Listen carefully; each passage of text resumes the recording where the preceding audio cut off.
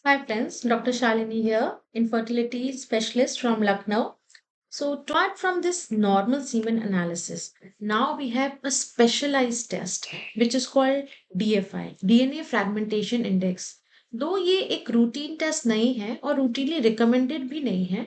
It is only suggested in those patient जिनकी एक unknown factor है, उनके सारे ब्लड टेस्ट नॉर्मल हैं, उनके सीमेन एनालिसिस भी नॉर्मल है, but still they are not able to conceive, या फिर उनके रिकरेंट मिसकैरेजेस हो रहे हैं, तो उनका आईवीएफ के थ्रू भी इम्प्लांटेशन या पुअर क्वालिटी ऑफ एग बन रहा है.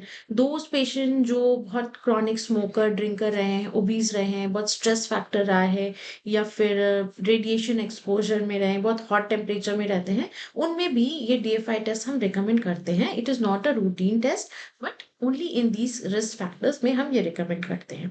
सो what is DFI? DFI is DNA fragmentation index, जिसमें हम ये चेक करते हैं कि स्पर्म के हेड में जो डीएनए है उसकी क्वालिटी कैसी है, कहीं वो डीएनए ब्रोकन तो नहीं है, फ्रैगमेंटेड तो नहीं है. अगर वो स्पर्म फ्रैगमेंटेड है तो वो स्पर्म की क्वालिटी खराब है, and this is causing infertility, और it is causing recurrent abortions, या फिर बहुत गुड क्वालिटी का एग नहीं बन पा रहा है. Is also automated test. And in DFI हम, if you can see in this is a DFI test. इसमें जितना भी पर्पल का डिस्पर्शन है, ये जितना भी स्पर्म में जितना डिस्पर्शन है वो उतने गुड क्वालिटी का एग है, और जिसमें ये डिस्पर्शन कम है that is a poor quality of egg. तो ये फ्रैगमेंटेड जो डीएनए होता है जिन स्पर्म में, वो इसको डिटरमाइन करता है, उसमें ये डिस्पर्शन कम मिलता है.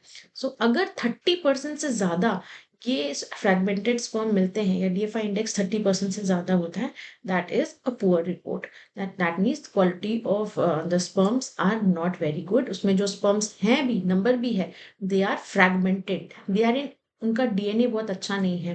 तो ये ऐसे पेशेंट ज्यादा होते हैं जिनमें स्ट्रेस फैक्टर या ऐसे एनवायरमेंटल फैक्टर्स की वजह से उनका डीएनए डैमेज हो चुका होता है, उसके स्पर्म्स का, उनके नंबर अच्छी है, उनकी क्वालिटी अच्छी है, बट उनका डीएनए अच्छा नहीं है, तो वो एक healthy pregnancy, healthy egg formation नहीं होने दे रहा है. So you can go for this advanced test in these such cases. इस ये भी एक आपका कारण जानने में हेल्प कर सकता है. Though it is a bit of costly test, it can cost around 6,000. So, but it can give you a cause, and it can detect a cause why there is infertility or why there is recurrent miscarriages.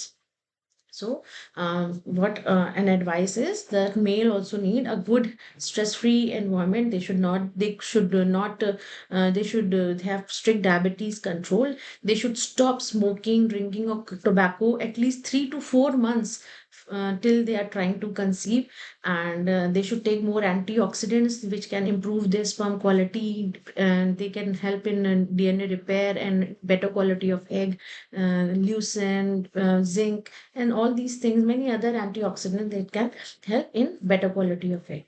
So if you have any queries, you can ask me regarding this, and I hope the people who are suffering with these, they have got some idea that in what all tests they can undergo for the proper reporting.